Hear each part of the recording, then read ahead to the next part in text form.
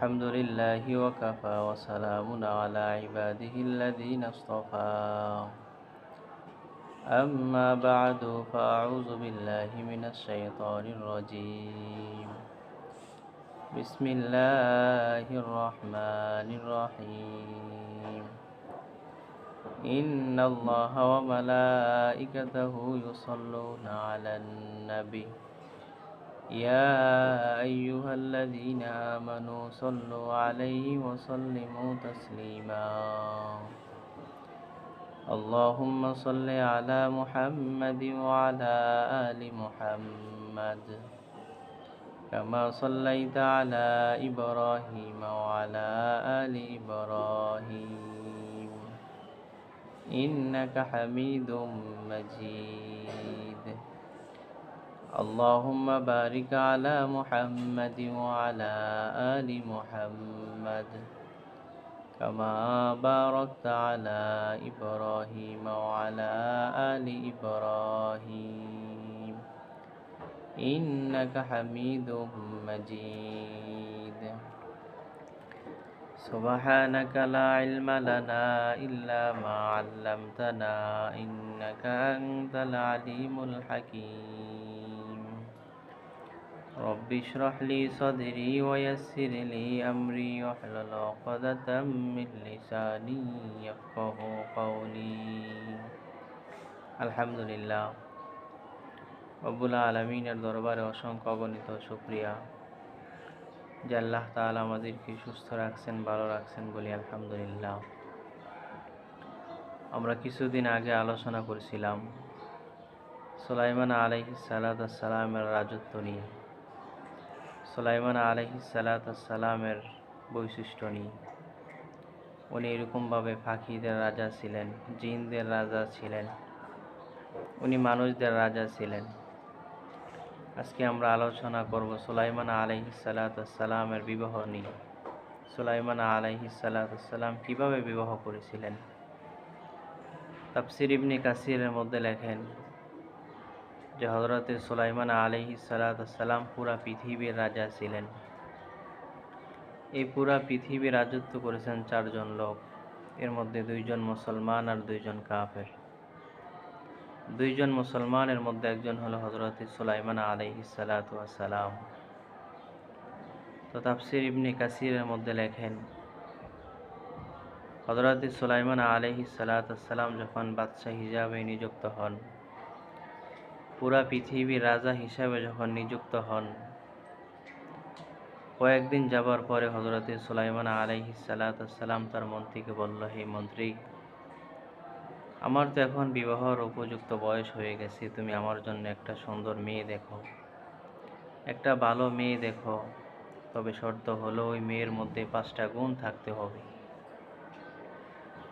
বাদশা সুলাইমান আলাইহিস সালাম তার মন্ত্রীকে বলতেছেন, আমি যে মেয়েকে বিবাহ করব, ওই মেয়ের মধ্যে 5টা গুণ থাকবে, এরকম মেয়ে দেখে আমার জন্য একটা মেয়ে দেখো। হযরতে সুলাইমান আলাইহিস সালাম বলতেছে, 1 নম্বর গুণ হলো আমি যে মেয়েকে বিবাহ করব তার মধ্যে আমানত থাকতে হবে, আমানতদারিতা থাকতে হবে। 2 নম্বর শর্ত হলো ওই মেয়েটা গুণবতী হতে হবে। 3 নম্বর শর্ত হলো মেয়ে দিনদার পরিবার হতে হবে, মেয়েরা ধনী পরিবার হতে হবে। 4 নম্বর গুণ হলো বড় আমলদার হতে হবে, আমি যে মেয়েকে বিবাহ করব মেয়েটা বড় আমলদার হতে হবে। 5 নম্বর মেয়েটা খুব সুন্দর হতে হবে। হযরতে সুলাইমান আলাইহিস সালাম যখন এই কথাটা তার মন্ত্রীকে বললেন, তার মন্ত্রী পুরো এলাকার মধ্যে এই খবরটা ছড়িয়ে দিল যে বাদশা সুলাইমান আলাইহিস সালাম বিবাহ করতে চায়।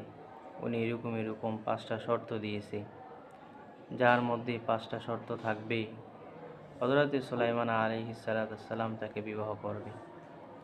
এই খবরটা যখন পুরো রাজ্যের মধ্যে ছড়িয়ে পড়লো, পুরো এলাকার মধ্যে ছড়িয়ে পড়লো, পুরো দেশের মধ্যে ছড়িয়ে পড়লো, দেশের বাহিরে ছড়িয়ে পড়লো, সব জায়গার থেকে একটাই আওয়াজ আসতেছি, একটাই এলান আসতেছি যে কাহার মধ্যে 2টা পাওয়া যায়, কাহার মধ্যে 3টা পাওয়া যায়, কাহার মধ্যে 4টা পাওয়া যায়, অর্থাৎ পরিপূর্ণ 5টা শর্ত কোনো মেয়ের মধ্যেই পাওয়া যায় না।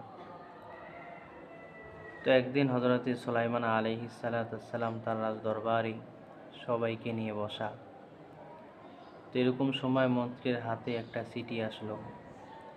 মন্ত্রী হযরত সুলাইমান আলাইহিস সালামের হাতে চিঠিটা দিলেন, দিয়ে বলতেছেন, হে পয়গম্বর সুলাইমান, এক দেশ থেকে এই চিঠিটা এসেছে, আপনি একটু পড়েন। তখন পয়গম্বর সুলাইমান আলাইহিস সালাম ওনার মন্ত্রীকে বলতেছেন, তুমি চিঠিটা পড়ে আমাকে শোনাও। তো মন্ত্রী যখন পড়তেছে, এটার মধ্যেই হযরত সুলাইমান আলাইহিস সালাম যে 5টা শর্ত দিয়েছে, এই চিঠির মধ্যে 5টা শর্তই আছে, কিন্তু এর মধ্যে একটা শর্ত যে আছে যে মেয়েরা ধনী পরিবার হতে হবে, কিন্তু এই চিঠিটার মধ্যে লেখা যে মেয়ের বাপ হলো একজন জেলে, উনি নদীতে মাছ ধরে। তো হযরত সুলাইমান আলাইহিস সালাম যখন এই চিঠিটা দেখলেন, এটা শুনলেন, উনি সঙ্গে সঙ্গে চিঠিটাকে ছিঁড়ে উনি এরকমভাবে অন্য এক জায়গার মধ্যে নিক্ষেপ করলেন। ওনার রাজ দরবারে উনি ফালিয়ে দিলেন। ওনার মধ্যে একটা এরকমভাবে অহংকার চলে আসছে যে আমি একজন বাদশাহ, আমি নাকি একজন জেলের মেয়েকে বিবাহ করব না, এটা তো হতে পারে না। তো সুলাইমান আলাইহিস সালাম যখন চিঠিটা ফেলে যখন অনেক দূরে নিক্ষেপ করলেন, এই চিঠিটা ওই জেলের গায়ের মধ্যে গিয়ে পড়ল, যে জেলের মেয়ের প্রস্তাব এসেছিল হযরত সুলাইমান আলাইহিস সালামের জন্য। তো ওই মেয়ের বাবার গায়ের মধ্যে যখন পড়লো, উনি সঙ্গে সঙ্গে রব্বুল আলামিনের সাথে কথা বলা শুরু করে দিল, কান্নাকাটি করা শুরু করে দিল, আর বলতেছেন, হে আল্লাহ, আপনি তো আমাকে গরিব বানাইছেন, কিন্তু আমার মেয়ের মধ্যে তো সব গুণ আছে, আমার মেয়ের মধ্যে তো আমানতদারিতা আছে, আমার মেয়ে তো গুণবতী, আমার মেয়ে তো সুন্দরী, আমার মেয়ে তো বড় আমলদারি, কিন্তু পয়গম্বর সুলাইমান আলাইহিস সালাম যে একটা শর্ত দিয়েছে, মেয়েরা ধনী পরিবার হতে হবে, আপনি তো আমাদেরকে গরিব বানাইছেন, আপনি তো আমাকে রাখাল এরকমভাবে জেলে বানাইছেন, আমি তো নদীতে মাছ ধরে খাই। উনি এরকমভাবে কান্না করতেছে আর রব্বুল আলামিনের কাছে দোয়া করতেছি। তো ওই জেলে এক পর্যায়ে কান্না করতে করতে উনি বাড়িতে চলে গেলেন, গিয়ে ওনার মেয়েকে সব খুলে বলল যে পয়গম্বর সুলাইমান নবীর কাছে গিয়েছিলাম, উনি যেই শর্ত দিয়েছে এই শর্ত অনুযায়ী ওনার কাছে একটা প্রস্তাব আমি রেখেছিলাম মন্ত্রীর মাধ্যমে, কিন্তু উনি তো কাগজটা ছিঁড়ে ফেলিয়ে দিল।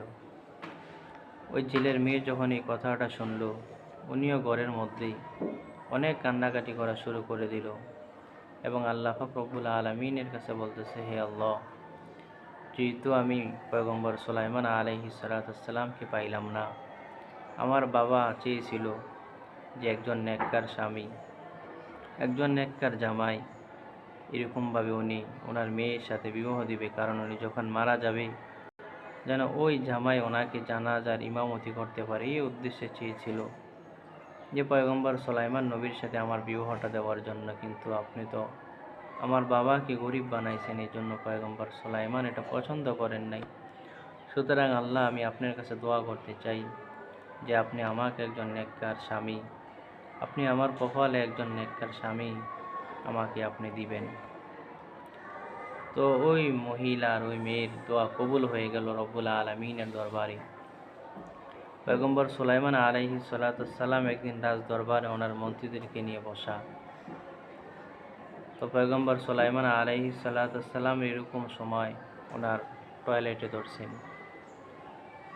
তো হযরত সুলাইমান আলাইহিস সালাম বলতেছে, তোমরা একটু বসো, আমি একটু জরুরত সেরে আসতেছি। তো উনি যখন টয়লেটে প্রবেশ করবেন, ওনার হাতের মধ্যে একটা আংটি ছিল। আল্লাহ তাআলা ওনাকে একটা আংটি দিয়েছেন, এটার মধ্যে অনেক গুণ রয়েছে, এই আংটির অনেক গুণ রয়েছে। এই আংটি যার মধ্যে থাকবে, যার হাতের মধ্যে থাকবে, আল্লাহ তাআলা তাকে অনেক নাজ নিয়ামত দান করবে। এবং সুলাইমান আলাইহিস সালাম যে রাজ দরবার চালাইতেন, এই আংটির মাধ্যমে অনেক কাজ উনি করতেন। তো সুলাইমান আলাইহিস সালাম যখন বাথরুমে প্রবেশ করবেন, প্রবেশ করার আগে ওনার মন্ত্রীকে বলতেছেন, হে মন্ত্রী, আমি বাথরুম সেরে আমি আসতেছি, তুমি একটু আমার আংটিটা রাখো।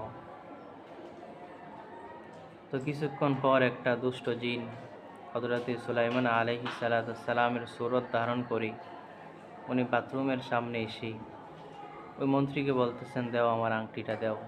এদিক দিয়ে সুলাইমান নবী কিন্তু বাথরুমের ভিতরে।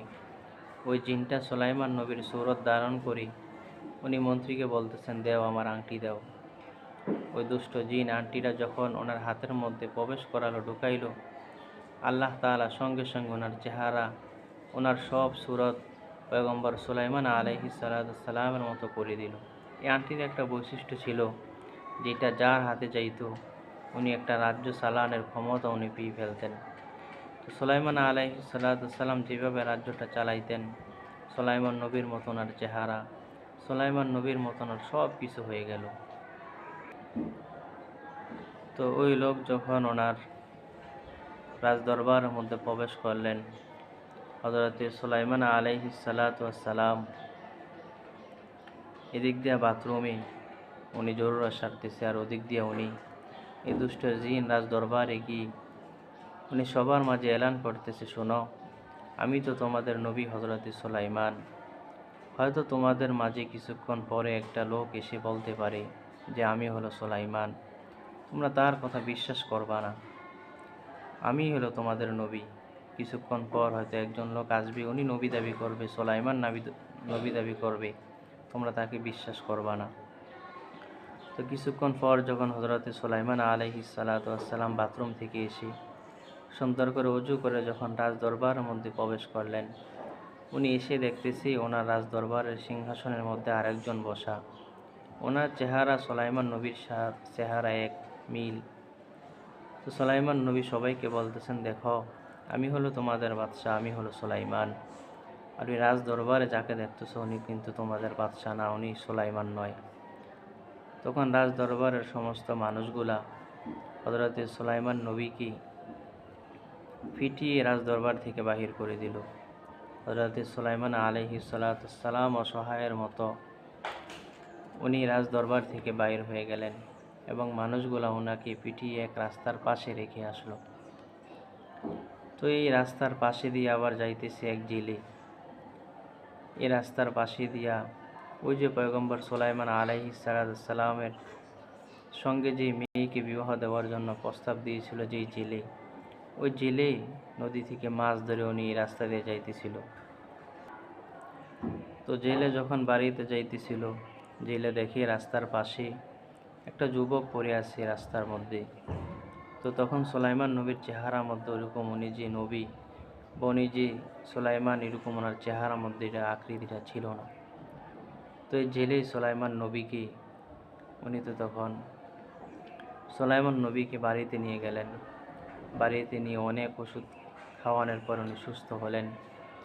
সুস্থ হওয়ার পর অনেক দিন এই জেলের বাড়িতে পয়গম্বর সুলাইমান নবী ছিলেন। তো অনেক দিন পরে হযরতে সুলাইমান আলাইহিস সালাম বলতেছে যে আমি এখন চলে যাব, আপনার বাড়ি থেকে আমি চলে যাব, অনেক দিনই তো ছিলাম। তো জেলে সাহেব বলল, হযরতে সুলাইমান আলাইহিস সালামের কাছে বলল যে তুমি আমার মেয়েকে বিবাহ করবা, আমার ঘরের মধ্যে একটা মেয়ে আছে, তুমি যদি বলো আমি আমার মেয়েকে তোমার সাথে বিবাহ করে দিব, বিবাহ বসিয়ে দিব। হযরতে সুলাইমান আলাইহিস সালাম ভাবলেন, যেহেতু আমি রাজ দরবার হারিয়েই ফেলেছি, রাজ দরবারে কোনো মানুষ আমাকে চিনে না, সুতরাং আমি এই জেলের মেয়েকে বিবাহ করাটাই আমার জন্য ভালো হবে। তো পয়গম্বর সুলাইমান আলাইহিস সালাম এই জেলের মেয়েকে বিবাহ করে ফেললেন। উনি জেলের বাড়িতেই থাকতেছেন বিবাহ করে। তো একদিন হযরতে সুলাইমান আলাইহিস সালাম আর তার শ্বশুর নদীতে গেলেন মাছ ধরার জন্য। তো ওনার শ্বশুর বলতেছেন, আমি নদীতে যতদিন মাছ ধরি এত মাছ কোনো দিন পাই না। যেদিনকার থেকে আমার জামাই আমার সাথে মাছ ধরা শুরু করছে, আমি ওই দিনকার থেকে অনেকগুলা মাছ পাওয়া শুরু করলাম। তো হযরতে সুলাইমান আলাইহিস সালামও ওনার শ্বশুরের সাথে একদিন, 2 দিন, 3 দিন, দৈনন্দিন উনি মাছ ধরতেছে নদী থেকে। তো এদিক দিয়া জিনের বাচ্চা একদিন এই নদী পথে যাইতেছিলেন, সফর করতেছিলেন, জিনদের বাচ্চা। তো উনি দেখতেছে যে পয়গম্বর সুলাইমান আলাইহিস সালাম নদীতে মাছ ধরতেছে। উনি বলতেছেন ওনার চেহারা তো পয়গম্বর সুলাইমান নবীর মতো দেখা যায়। উনি এখানে কি করে? উনি তো থাকবে রাজ দরবারে, উনি এখানে কি করতেছি? এখানে যে কোনো একটা সমস্যা মনে হয় ঘটে গেছে। তো জিনের বাদশাহ সঙ্গে সঙ্গে রাজ দরবারে চলে গেলেন। গিয়ে দেখতেছেন একটা দুষ্ট জিন রাজ দরবারের মধ্যে রাজ্য চালাইতেছে, সব উলটপালট হয়ে গেছে। পয়গম্বর সুলাইমান আলাইহিস সালাম যেভাবে রাজ্যটা চালাইতেন, ওই দুষ্ট জিন ওইভাবে চালায় না। দুষ্ট জিন ভালো মানুষদেরকে নির্যাতন করে, খারাপ মানুষদেরকে ওনার কাছে টেনে আনে। ওই ভালো জিনটা দুষ্ট জিনের উপর যখন আক্রমণ লাগালো, উনি সঙ্গে সঙ্গে দৌড় দিয়ে চলে গেল এবং ওই আংটিটা নদীর মধ্যে ফালিয়ে দিল। তো পয়গম্বর সুলাইমান আলাইহিস সালাম আর তার শ্বশুর যে নদীর মধ্যে মাছ ধরতেছে, তারা অনেকগুলা মাছ পেল, এর মধ্যে একটা বড় মাছও পেল। তো ওদিক দিয়ে যখন দুষ্ট জিনের উপর যখন আক্রমণ করা শুরু করলো, উনি দৌড় দিতে দিতে উনি আংটিটা যখন নদীর মধ্যে ফালাইল, ওই আংটিটা গিয়ে ওই বড় মাছের পেটের মধ্যে ঢুকে গেল। ওই মাছটাই হযরতে সুলাইমান আলাইহিস সালামরা নদীর মধ্যে পেল, জালের মধ্যে। ওরা যখন এই মাছটাকে বাড়িতে নিয়ে আসলেন, বাড়িতে নিয়ে আসার পরে হযরতে সুলাইমান আলাইহিস সালামের বিবি ওই মাছটা কাটলেন। কাটার পরে ওটার মধ্যেই একটা আংটি পেলেন, ওই আংটিটা পেলেন। উনি তো খুশি, উনি খুশি মনে বলতেছে এটা আমি আমার স্বামীকে হাদিয়া দিব। রাত্রিবেলা যখন হযরতে সুলাইমান নবীর কাছে গেলেন, যাওয়ার পরে ওনার বিবি বলতেছেন, স্বামী আমি আপনার জন্য ছোট্ট একটা জিনিস হাদিয়া নিয়ে আসছি। তো হযরতে সুলাইমান আলাইহিস সালাম বলতেছে, কি জিনিস আমার জন্য হাদিয়া নিয়ে আসছো দেখাও। তো ওনার বিবি ওনাকে আংটিটা যখন দিল, পয়গম্বর সুলাইমান দেখিয়ে তো চিনে ফেললো যে এটা তো আমার ওই আংটি, যে আংটি আমার হাতে থাকতো আর আমি রাজ দরবারে রাজত্ব করতাম, মানুষের বিচার করতাম, মানুষদেরকে ভালো পরামর্শ দিতাম, এটা তো সেই আংটি। পয়গম্বর সুলাইমান নবী যখন সঙ্গে সঙ্গে আংটিটা যখন হাতে দিল, আল্লাহ তাআলা তাকে আগের রূপে আবার ফিরিয়ে দিল। কারণ এই আংটির বৈশিষ্ট্য ছিল, এটা যার হাতে যেত আল্লাহ তাআলা তাকে রাজা বানিয়ে দিত। এটা যেহেতু পয়গম্বর সুলাইমান নবীর হাতে আগে ছিল, আবার এখন যখন আবার ফিরে এসেছে, আল্লাহ তাআলা পয়গম্বর সুলাইমানকে আবার আগের রূপে ফিরিয়ে দিয়েছে। তো পয়গম্বর সুলাইমানের বিবি এই অবস্থাটা দেখে আশ্চর্য হয়ে গেল। উনি যখন পয়গম্বর সুলাইমানকে দেখতে পেল, কারণ উনি তো আগের রূপে আগে ছিলেন না, এখন আংটি দেওয়ার কারণে আল্লাহ তাআলা ওনাকে আগের রূপে ফিরিয়ে দিয়েছে। ওনার বিবি বলতেছেন, স্বামী আপনি কি সত্যিকার সুলাইমান নবী? তখন সুলাইমান আলাইহিস সালাম বলতেছে, হ্যাঁ বিবি আমি সুলাইমান। সুলাইমান নবী বলতেছেন, বিবি তুমি কি আল্লাহ তাআলার কাছে আমার জন্য দোয়া করছো? তখন বিবি বলতেছেন, হে স্বামী, আপনার কাছে যখন আমার আব্বা প্রস্তাব নিয়ে গিয়েছিল, আপনি একটু অহংকার করেছিলেন, আমার আব্বার চিঠিটা আপনি ছিঁড়ে ফেলে দিয়েছিলেন। ওই দিন যখন আমার আব্বু যখন আমার কাছে কথাটা বলল, আমি রব্বুল আলামিনের কাছে এরকম কান্নাকাটি করলাম আর রব্বুল আলামিনের কাছে দোয়া করেছিলাম যে পয়গম্বর সুলাইমানের মতো আমাকে একটা নেককার স্বামী দিয়েন।